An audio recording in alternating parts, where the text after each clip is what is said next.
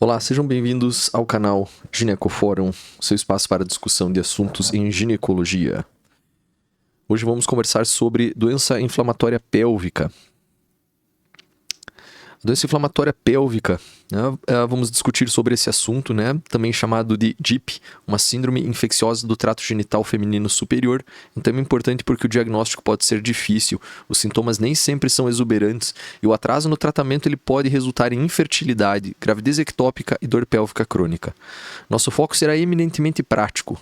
Quando suspeitar, quais diagnósticos precisam ser excluídos, quando iniciar tratamento empírico, quais pacientes podem ser tratados ambulatorialmente e quando é necessário internar. Fique até o final dessa aula e descubra por que o diagnóstico de DIP não é tão simples quanto pode parecer de início. Vamos começar com um caso clínico. Uma paciente de 22 anos apresenta dor em baixo ventre há 4 dias, corrimento vaginal e pequeno sangramento fora do período menstrual. Ela relata uma nova parceria sexual nos últimos 2 meses. Antes de pensarmos apenas em DIP, precisamos organizar o raciocínio. Dor pélvica em uma paciente em idade reprodutiva exige que algumas condições potencialmente graves sejam excluídas rapidamente. Ao longo da aula, nós retornaremos a esse caso outras vezes e liberaremos novas informações de forma progressiva. Os objetivos da aula. Ao final dessa aula, vocês deverão ser capazes de reconhecer uma paciente com suspeita de DIP, mesmo quando ela não apresentar febre ou alterações laboratoriais importantes. Também deverão saber diferenciar a DIP de emergências como gravidez ectópica e torção anexial, iniciar o tratamento sem aguardar desnecessariamente resultados de exames e identificar as pacientes que necessitam de internação. Por fim, discutiremos segmento, tratamento das parcerias sexuais e prevenção de sequelas. O que é DIP? A doença inflamatória pélvica não representa uma única doença anatômica, ela é uma síndrome que engloba diferentes graus de infecção e inflamação do trato genital feminino superior. A paciente pode apresentar endometrite, salpingite, envolvimento ovariano, peritonite pélvica ou formação de abscesso tubovariano. Essas manifestações podem coexistir, portanto, quando usamos o termo DIP, estamos descrevendo um espectro clínico de infecção ascendente. Como a infecção ocorre? Vamos falar sobre fisiopatologia. Em geral, o processo começa no trato genital inferior, normalmente com uma infecção do colo, da cervix uterina, por organismos como a clamídia, Trachomatis e Neisseria gonorrhoeae. Alterações da barreira cervical e da microbiota permitem a ascensão desses organismos para o endométrio e para as tubas uterinas. A resposta inflamatória pode lesar o epitélio tubário. Com a cicatrização pode surgir aderências, obstrução tubária e alteração da função ciliar. Esse mecanismo explica por que episódios de DIP podem resultar posteriormente em infertilidade, gravidez ectópica e dor pélvica crônica.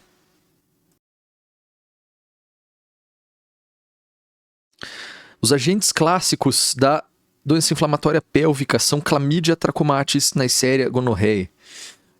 Esses são os agentes clássicos associados à doença inflamatória pélvica. Entretanto, é fundamental não enxergar a doença como uma infecção causada exclusivamente por esses 2 micro-organismos. A DIP frequentemente é polimicrobiana e pode envolver anaeróbios, micro-organismos associados à vaginose bacteriana, streptococcus, bacilos gram-negativos e, em alguns casos, Mycoplasma genitalium. Isso ajuda a compreender por que o tratamento precisa ter cobertura relativamente ampla.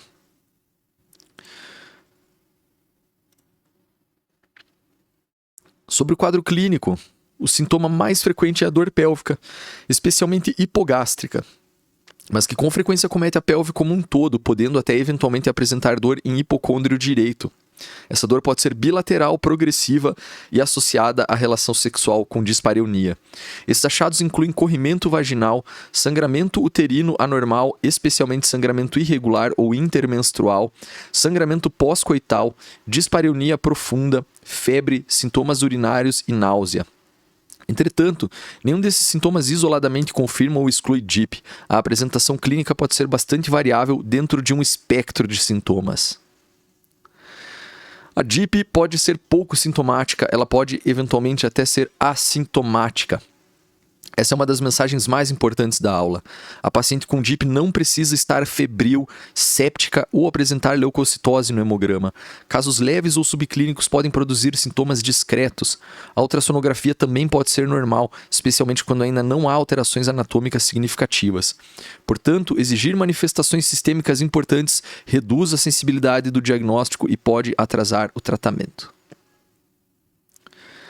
No exame ginecológico, o exame especular, né, o que nós devemos procurar ao atender alguém com suspeita de DIP? Nós devemos procurar por corrimento cervical mucopurulento, friabilidade cervical.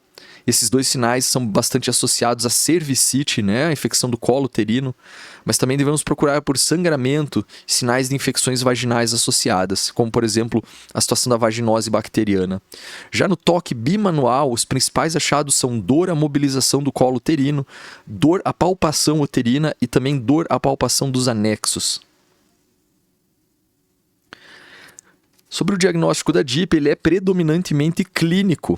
Uma paciente sexualmente ativa, com risco para infecção sexualmente transmissível, dor pélvica e pelo menos um achado de dor cervical, uterina ou anexial, deve-se considerar o tratamento empírico quando não houver outra causa mais provável. A recomendação do CDC norte-americano é de adotar um baixo limiar diagnóstico, porque os exames e critérios não são suficientemente sensíveis para excluir a doença e porque atrasos no tratamento podem aumentar o risco de sequelas. Alguns achados aumentam a probabilidade de DIP, como por exemplo febre, corrimento cervical mucopurulento, leucócitos na secreção vaginal, elevação de marcadores inflamatórios como VHS e PCR e detecção de gonococo ou clamídia em exame como por exemplo o PCR para clamídia e gonococos. A imagem mostrando tubas espessadas, contendo conteúdo tubário ou abscesso na ultrassonografia também aumenta a especificidade na ultrassonografia ou na ressonância. Porém, esses critérios adicionais eles não devem se transformar em exigências obrigatórias para o início do tratamento. Eles apenas aumentam a especificidade do diagnóstico. Vamos conversar um pouco sobre protocolo brasileiro, né? O protocolo da EBSER. O protocolo brasileiro ele deve ser utilizado, né, como referência aqui no Brasil. Ele descreve, né, que o diagnóstico da DIP ele se dá por meio, né, dos critérios diagnósticos e para confirmação diagnóstica é necessário 3 critérios maiores associado a pelo menos um critério menor ou um critério elaborado. Existe uma divergência importante entre diretrizes, né? O critério formal brasileiro, esse que eu acabei de descrever da EBSER, ele é mais restritivo do que o limiar clínico recomendado pelo CDC norte-americano. A minha recomendação pessoal é que utilizem os critérios para ajudar a organizar o diagnóstico, mas não se atenham a eles de modo tão ferrenho, pois retardar o tratamento de uma paciente com suspeita clínica significativa pode ter implicações mórbidas importantes e é uma doença altamente prevalente na população brasileira.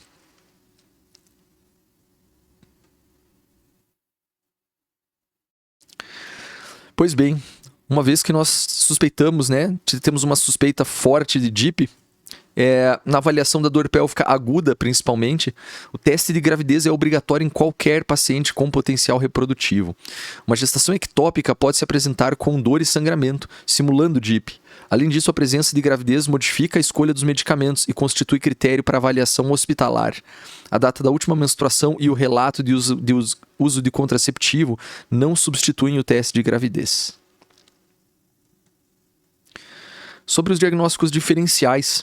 Antes de concluir que uma paciente tem DIP, devemos considerar diagnósticos alternativos.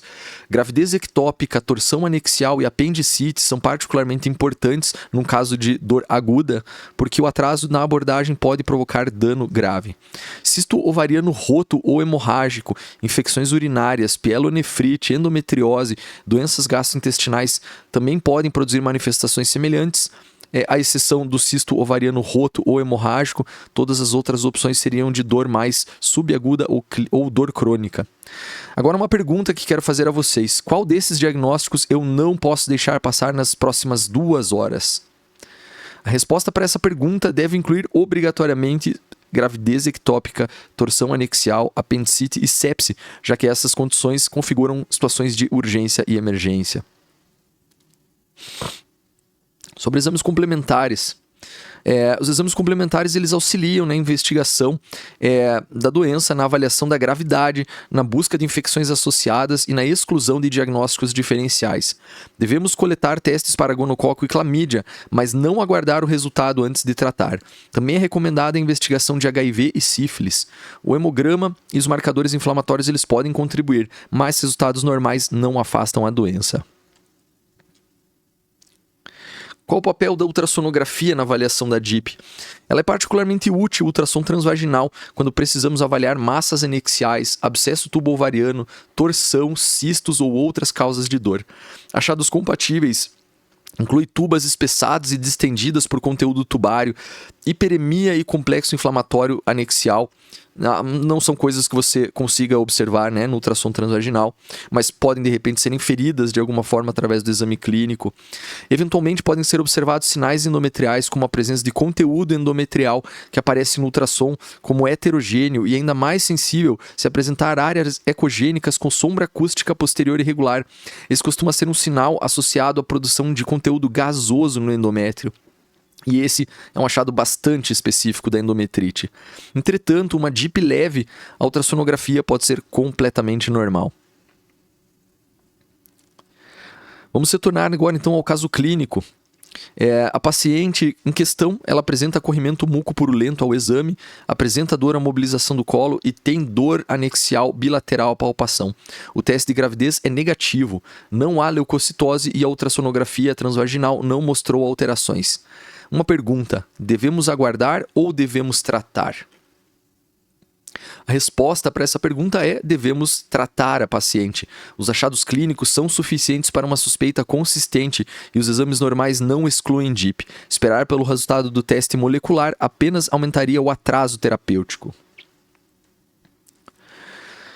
Para a paciente não grávida, estável hemodinamicamente, com doença leve ou moderada, sem sepse, capaz de tolerar medicamentos por via oral e com possibilidade de seguimento, o tratamento pode ser ambulatorial. O esquema registrado no slide é o tratamento de primeira linha, recomendado tanto pelo CDC norte-americano como pelo protocolo da EBSER. A prescrição deve seguir o protocolo nacional e institucional, considerando alergias, gravidez, peso corporal, disponibilidade e particularidades clínicas. É digno de nota salientar que a doxiciclina é um antibiótico que causa muita irritação gástrica e deve-se recomendar tomar o medicamento após grandes refeições. Em caso de paciente com doença dispéptica, pode ser interessante prescrever inibidores de bomba de próton durante o tratamento.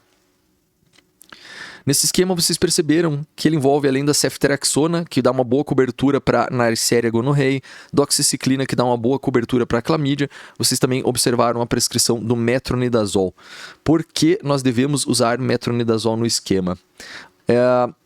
Metronidazol não é apenas um complemento para o corrimento vaginal, ele amplia a cobertura contra anaeróbios que podem participar da infecção do trato genital superior.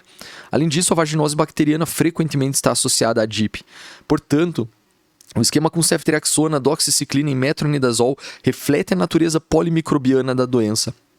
Sempre importante lembrar de avisar o paciente que durante o uso de metronidazol e até 72 horas após o fim do uso, não deve-se ingerir bebidas alcoólicas sob o risco de desenvolver efeito antabuse. Quando devemos internar a paciente, seguem abaixo nesse slide indicações de internação. Ela está indicada quando a paciente está grávida, quando apresenta abscesso tubo-ovariano, doença sistêmica grave, sepse ou sinais de irritação peritoneal, além de pacientes que estão em estados de imunossupressão. Devemos também internar quando ela não tolerar o tratamento via oral, quando houver uma emergência cirúrgica que ainda não foi excluída, como por exemplo torção anexial ou apendicite aguda, ou quando a falha clínica após aproximadamente 72 horas de tratamento ambulatorial. A idade jovem ou adolescência isoladamente não constituem indicação automática de internação. Próximo slide sobre abscesso tubo-ovariano, nós temos acima no slide imagem de videolaparoscopia, mostrando lá, né, em útero, os anexos, né, laterais, e aí a gente vê uma massa que está apontada na letra D nessa foto, e a gente consegue vê-la em outro ângulo na imagem E, constitui um abscesso tubo-ovariano. Agora, aqui embaixo, no canto inferior esquerdo, nós temos uma imagem de ultrassom, mostrando uma massa heterogênea, compatível com abscesso tubo-ovariano, e nós podemos também perceber essa imagem da ressonância, na qual a gente percebe que o útero está rechaçado da sua posição original, por conta de uma massa que desloca o útero da sua posição. O abscesso tubovariano ele é uma das principais complicações agudas da DIP. Devemos suspeitar quando a paciente apresenta febre persistente, massa anexial, dor intensa, marcadores inflamatórios elevados ou falha no tratamento inicial. Essas pacientes devem ser internadas e receber antibiótico terapia de amplo espectro. Drenagem ou cirurgia podem ser necessárias diante de ruptura, sepse, piora clínica, ausência de resposta ou dúvida diagnóstica. Sobre o DIU, sempre é uma dúvida pertinente, né? O DIP com DIU, o que nós devemos fazer? Devemos retirar de imediato? Devemos deixar lá? A presença de DIP não exige a remoção automática do DIU. O tratamento deve ser iniciado e a paciente é avaliada em 48 a 72 horas. A retirada pode ser considerada se não houver melhora ou se a paciente desejar interromper o método. As parcerias sexuais recentes devem ser avaliadas, tratadas para gonococo e clamídia, conforme o protocolo, mesmo quando assintomáticas. O tratamento da parceria, se assintomática, pode ser com azitromicina 500mg, 2 comprimidos via oral em dose única, com uma dose intramuscular de ceftriaxona 500mg. A paciente deve evitar relações sexuais ou uso de preservativo até concluir o tratamento, apresentar resolução de sintomas e ter suas parcerias adequadamente tratadas. Vamos falar nesse slide um pouco sobre a epidemiologia, os números da DIP. A epidemiologia da DIP deve ser interpretada com cautela. Não existe um exame diagnóstico único. Muitos episódios são leves ou pouco sintomáticos e a doença não é uniformemente notificada. Portanto, os números disponíveis provavelmente representam apenas parte da carga real. Em análise baseada no Global Burden of Disease, estimou-se em 2021 que ocorreram no planeta cerca de 1 milhão de casos de DIP atribuíveis a infecções sexualmente transmissíveis entre mulheres em idade reprodutiva.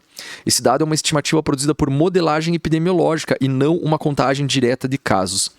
Nos Estados Unidos, um levantamento nacional encontrou prevalência autorreferida de diagnóstico de DIP ao longo da vida, ou seja, a própria paciente contou que em algum momento foi diagnosticada. Cerca de 4,4% entre mulheres sexualmente experientes de 18 a 44 anos, o equivalente naquele estudo a aproximadamente 2,5 milhões de mulheres. No Brasil, não dispomos de uma estimativa populacional nacional confiável. A DIP não é de notificação compulsória e muitos casos oligossintomáticos não chegam-se ao diagnóstico. Os estudos brasileiros baseados no Sistema de Informações Hospitalares avaliam apenas as internações, ou seja, apenas os casos mais graves do espectro, não incluindo a maioria dos casos tratados ambulatorialmente ou não reconhecidos. Se você conversar com médicos que trabalhem com reprodução humana no Brasil, todos serão categóricos em afirmar que o espectro da DIP é disseminado na população brasileira. Assim, a mensagem mais importante não é memorizar um número isolado, mas compreender que a DIP é frequente em mulheres jovens, relacionada à carga de ISTs e provavelmente bastante subestimada tanto no Brasil quanto no mundo. Por que a DIP pode evoluir de uma forma insidiosa? A DIP apresenta frequentemente evolução lenta e insidiosa, podendo permanecer assintomática por vários anos. Existem quadros agudos, febris e potencialmente graves. Entretanto, uma grande parcela das pacientes desenvolve doença leve, oligossintomática ou subclínica. Isso ocorre em primeiro lugar porque a infecção inicial do trato genital inferior, especialmente por Chlamydia trachomatis, pode produzir poucos sintomas ou nenhum sintoma. A paciente pode não perceber a cervicite e, portanto, não procurar atendimento. A partir do colo uterino, os micro-organismos podem ascender de forma progressiva para o endométrio e as tubas. Quando a infecção permanece relativamente localizada, pode não ocorrer uma resposta sistêmica intensa. Assim, febre, leucocitose, vômitos e sinais de irritação peritoneal podem estar ausentes. Além disso, os sintomas iniciais são pouco específicos: dor pélvica discreta, dispareunia, corrimento, sangramento intermenstrual ou pós-coital. Muitas pacientes normalizam esses sintomas, atribuindo-os a um ciclo menstrual ou não recebem imediatamente o diagnóstico correto. Enquanto isso, a inflamação do trato genital superior pode provocar lesão do epitélio tubário, alteração da função ciliar das trompas, fibrose e aderência. Esse processo pode se acumular silenciosamente, especialmente quando há episódios não tratados ou recorrentes. Portanto, a evolução insidiosa da DIP resulta da combinação de infecção inicial, frequentemente assintomática, sintomática, sintomas pélvicos pouco específicos, ausência de sinais sistêmicos e progressão inflamatória subclínica. A mensagem principal é: intensidade dos sintomas não é sinônimo de intensidade do dano. Um paciente com manifestações discretas ainda pode apresentar inflamação do trato genital superior e risco de sequelas reprodutivas. Sobre complicações, pessoal, importante, né? Suspeitar cedo, excluir emergências, tratar e reavaliar. As principais sequelas da DIP são infertilidade por fator tubário, gravidez ectópica, dor pélvica crônica e recorrência da infecção. O tratamento elimina a infecção ativa, mas ela não reverte o dano anatômico já estabelecido. Por isso, o reconhecimento e tratamento precoces são essenciais. A mensagem final pode ser resumida em 5 ações: suspeitar cedo, excluir emergências, ter baixo limiar para o tratamento, iniciar tratamento empírico e reavaliar em até 72 horas. Não devemos esperar febre, leucocitose, imagem alterada ou confirmação microbiológica para iniciar o tratamento em uma paciente com suspeita clínica consistente de DIP. Aqui quero colocar algumas perguntas para que vocês possam se avaliar após ter assistido a esse conteúdo.